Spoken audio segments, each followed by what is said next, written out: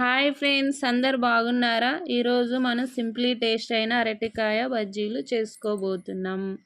దానికి కావలసిన పదార్థాలు: అరటికాయ ముక్కలు, శనగపిండి, దానిలో చిటికెడు వాము వేసుకోవాలి, 1 స్పూన్ కారం, 1 స్పూన్ సాల్ట్ వేసుకోవాలి,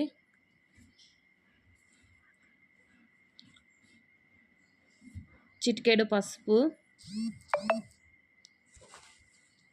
చిటికెడు జీలకర్ర,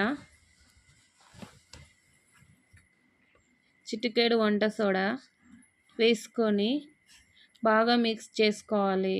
కొద్దిగా వాటర్ వేసుకొని తిక్కుగా మిక్సీ వేసుకోవాలి. మిక్స్ చేసుకున్న తర్వాత స్టవ్ వెలిగించి కడాయి పెట్టి ఆయిల్ వేసుకొని